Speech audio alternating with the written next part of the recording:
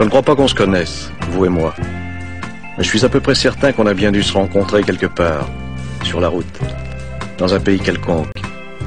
Vous au volant de votre voiture, et moi dans la cabine de mon semi-remorque. Oui, je suis routier international. J'aime l'aventure, et j'ai roulé ma bosse aux quatre coins du monde. J'en ai passé des frontières, et bouffé des kilomètres de poussière, de boue ou de neige. À cette époque-là, je faisais la ligne sur l'autoroute de Californie. C'est là que m'est arrivée cette étrange histoire. Je venais de loin. Je conduisais depuis trop longtemps, et la fatigue commençait à se faire sentir. J'hésitais à réveiller le copain qui dormait dans la couchette. Pour me tenir compagnie, j'avais branché le radiotéléphone de bord. Le mobilophone, comme on l'appelle aux États-Unis. C'est un appareil qui nous permet, à nous autres les routiers, de garder le contact et de nous entraider en cas de coup dur. Je venais à peine d'enclencher le canal 27 de la CBR, qui est notre fréquence habituelle, lorsque j'entendis, à travers la friture des ondes courtes, une petite voix lointaine qui parlait. Une petite voix d'enfant qui appelait. Allô? Allô les routiers? Ici Teddy. Teddy Bear. M'entendez-vous? Ici Teddy. Répondez-moi. Je basculais l'inverseur sur émission et questionnais à mon tour. Allô? Allô Teddy? Ici la route. D'où appelles-tu? Que veux-tu? La voix du gamin répondit, un peu plus proche. Ici Teddy. J'appelle les routiers. Je t'entends Teddy, que veux-tu? Je suis tout seul. Je m'ennuie. Et je voudrais parler un peu avec vous. Je vous appelle avec le radiotéléphone de mon papa. Cet été, nous avons eu un très grave accident. Et je suis toujours dans mon lit. Le docteur dit que je pourrai remarcher un jour et que ce sera sûrement très long.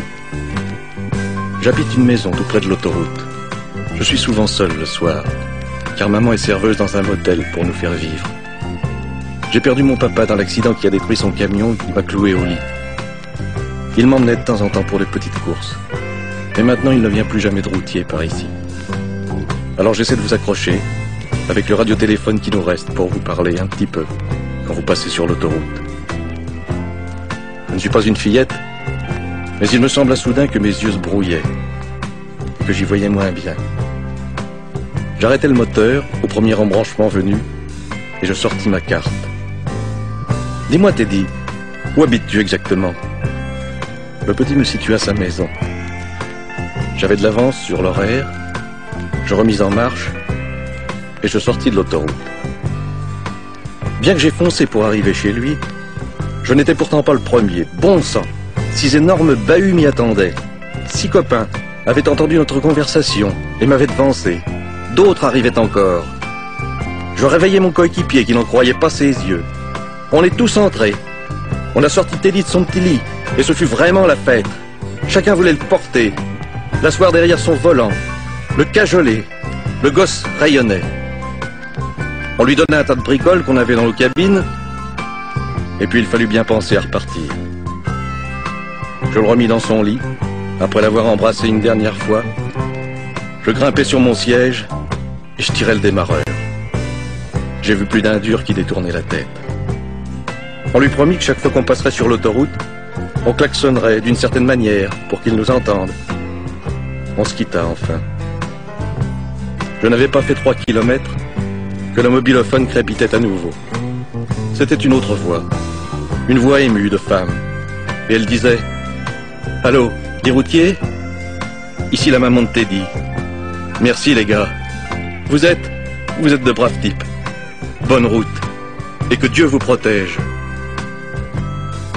Je n'ai pas pu répondre un seul mot. J'ai coupé le radiotéléphone, et alors seulement, j'ai chialé. Oui, chialé comme un vrai mot.